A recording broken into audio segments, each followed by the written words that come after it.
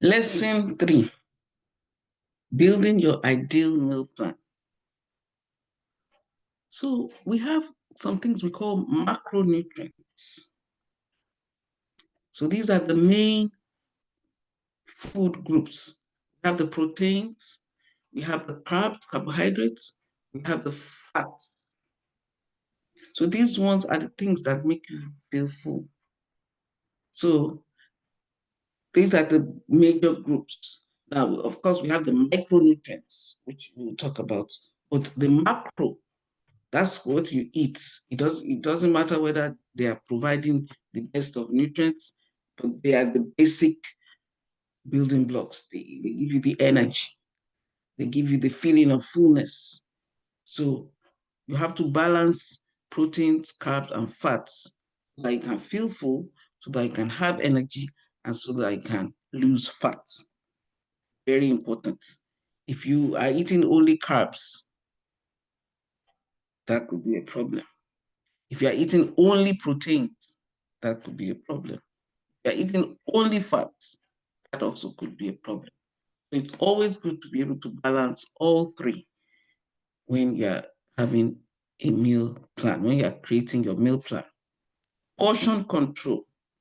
This is where a lot of people have problems. They are eating healthy, they think they're eating healthy, but the portion control is a problem. So, yes, there's usually visual aids to show you that, to show you, you know, how to handle portion control. However, um, just know that your carbs should be much less than your proteins and much less than the fats. Now, fats come not only as solid fats, but also as oils. So your cooking oil could be a source of fat. So when you're calculating how much fat you're eating, your cooking oils are, and they're not all the same. So check the calories for the cooking oils that you're going to be using and the quantity. Some people like to, they like the cooking oil to be floating on what they are cooking. No, just be enough to make your food tasty, but not too much. Now, meal timing. You should have a set time to eat so that you don't always feel hungry. Some people like eating first thing in the morning. Okay, that's okay. Maybe you eat 7 a.m. You should know, okay, my next meal is at such and such a time. Space it out. And if you have to even snack in between, make sure they are healthy snacks. Now, most people believe that all your eating should be within 8 hours, and the remaining 16 hours should be free. Now, I won't say you should start that immediately because that's like intermittent fasting. But if you have to eat in that 16-hour window, let it be, you know, foods that have no calories, little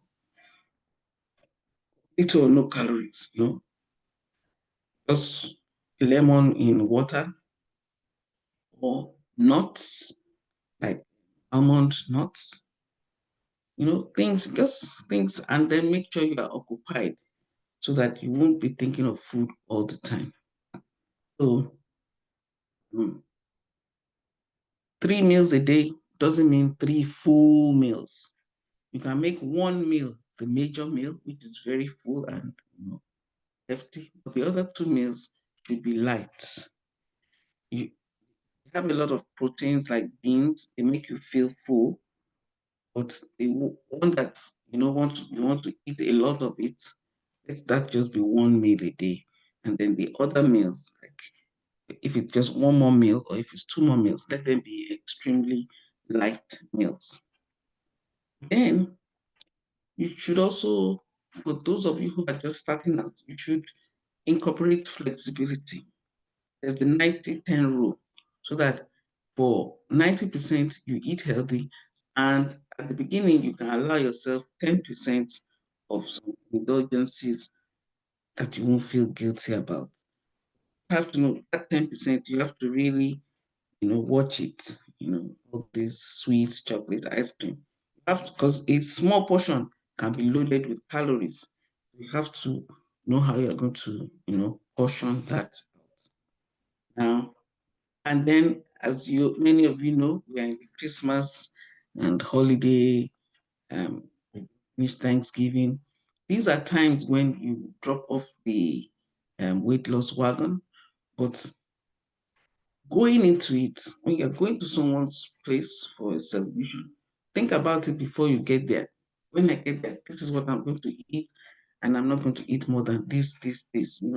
Prepare your mind so that when you get there and you see so many things, you have already made up your mind before you get there. And if you happen to, fall off, still forgive yourself, and next day get back your proper meal plan. So your homework for today, um, I would like you to go on Google and get a meal plan template and build a draft of what your meal plan will be using your preferences and caloric targets. In lesson 2, you are to calculate how many calories you need a day to maintain your weight. Now, to lose weight, we are going to be saying, okay, maybe I calculated I need 1,000 calories a day. Lose weight, I want to have a deficit of 500. So that means in your meal plan, the whole plan should not have more than 1,500 calories. That's 1,500 calories. Now, if that is the best way to calculate it. Now, some of you are going to be, doing light exercise. So you might be able to go above 2,000. I don't know. But the calculation will show you how to do it. You will know, okay, I eat. And if you can't even do the deficit of 500 at the beginning, you can start with 300, before you go, but don't go above 750 a day in the caloric deficit. So in lesson 4, we are going to be talking about customizing for allergies, preferences, and special needs.